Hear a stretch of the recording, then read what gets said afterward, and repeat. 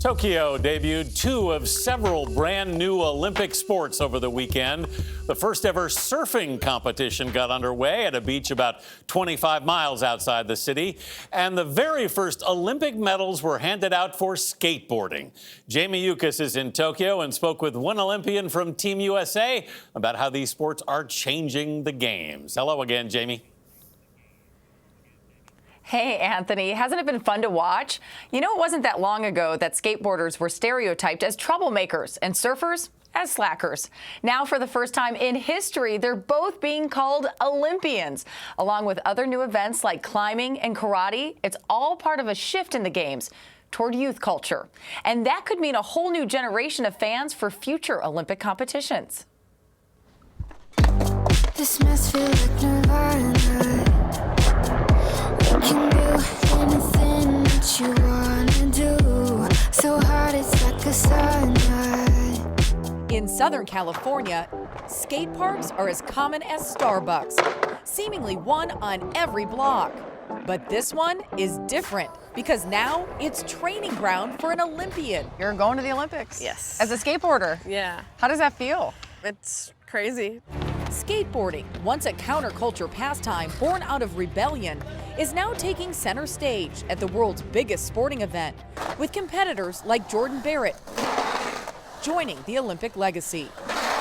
Do you feel like an elite athlete? No, I don't. I mean, like, I look at other elite athletes, and I'm not going to say that I'm not driven, but it's a different program than what skateboarding is. Skateboarding is just unique in its own self.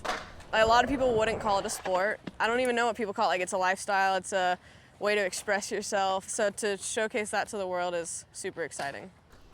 Barrett thinks her biggest competition will come from the Japanese team, but she's also wondering how Olympic commentators and viewers will adapt to the new sport. Here's another thing that people are gonna have to get used to is the names of tricks.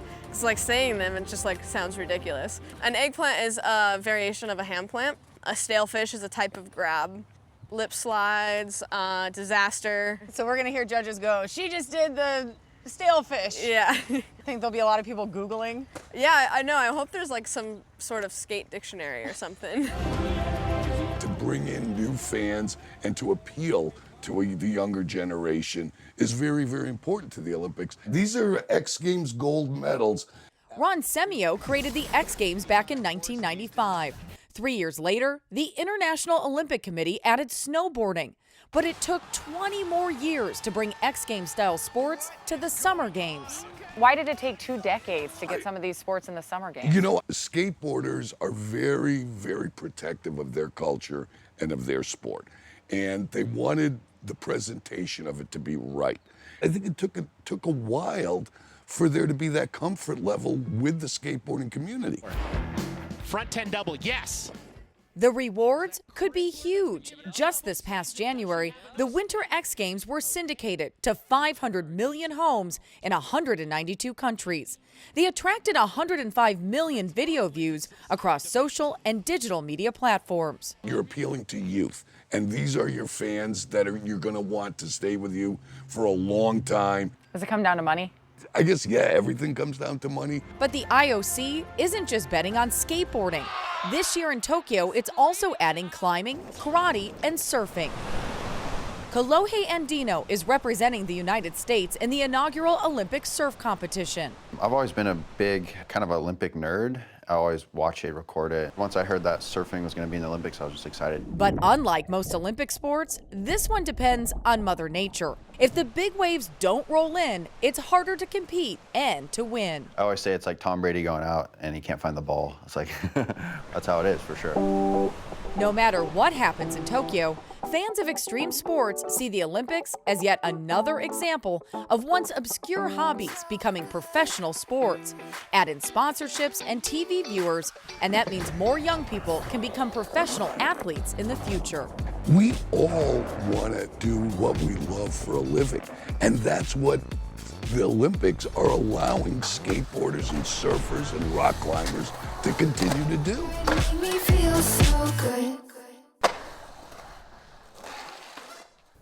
A good example of that is an extreme athlete who came up to Ron Semio a few years ago, thanking him for creating the X Games by saying, "Now I don't have to work at the deli anymore."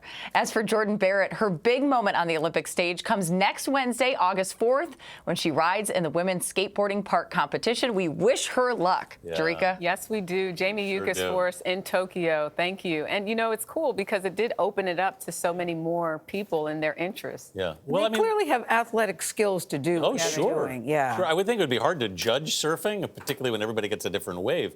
But as they said, these are cultures, and these are also things that most ordinary people can access on any given day, and I love seeing them in the games. I would like a skating dictionary, though, because I don't know. Eggplant, stale fish, Lip slides. disaster. Yeah. You got to watch. You Yeah. got to check it out.